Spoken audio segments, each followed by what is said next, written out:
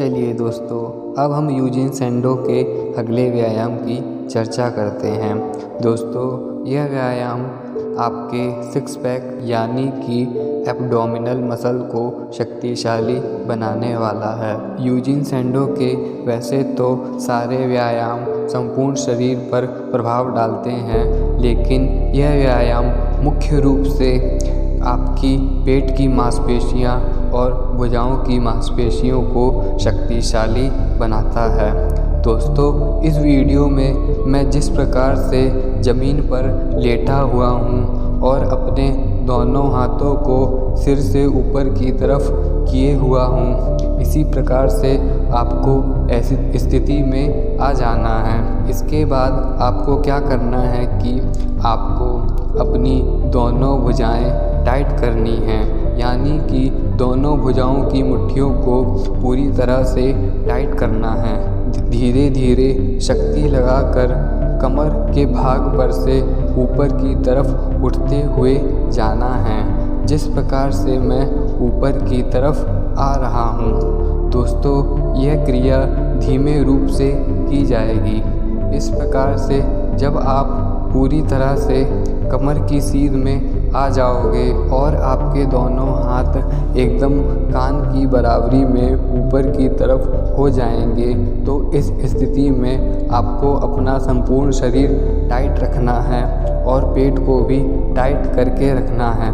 अब आपको क्या करना है कि इस स्थिति में आने के बाद आपको धीरे धीरे कमर पर से मुड़ते हुए आगे की तरफ जाना है, जिस प्रकार से मैं वीडियो में जा रहा हूँ। कुछ सेकंड के बाद आप पूरी तरह से आगे की तरफ हो जाओगे और आपकी दोनों भुजाएं पूरी तरह से टाइट हो जाएंगी। इस प्रकार से आप देखोगे कि अब आप कमर पर से पूरी तरह से मुड़ गए हो और आपकी दोनों भुजाएं भी पैर के सदृश ही हो गई हैं। ऐसी स्थिति में आने के बाद 2-3 सेकंड रुकने के बाद आपको धीरे धीरे पहले की अवस्था में, यानी कि आपको कमर पर से स्वयं को मोड़ते हुए पीछे की तरफ लेकर जाना है। जब आप ऐसा करोगे तब आपकी दोनों भुजाएं टाइट होनी चाहिए, टांगें भी पूरी तरह से टाइट होनी चाहिए। जब आप पूरी तरह से अपने दोनों हाथों को कान की सिधाई में ऊपर की तरफ ले आओगे और आपको धीरे धीरे पीछे की तरफ जाना है और पूर्व की अवस्था में हो जाना है। इस अवस्था में आने के बाद आपको अपनी दोनों भुजाएं ढीली छोड़ देनी है।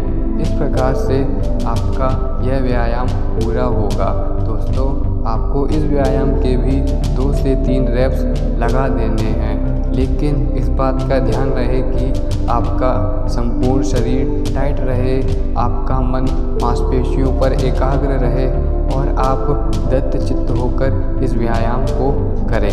आपके संपूर्ण शरीर पर इस व्यायाम का अच्छा प्रभाव पड़ेगा। आपके मस्तिष्क पर भी इस व्यायाम का अच्छा प्रभाव पड़ेगा। तो आशा करता हूँ आप इस व्यायाम को समझ गए होंगे।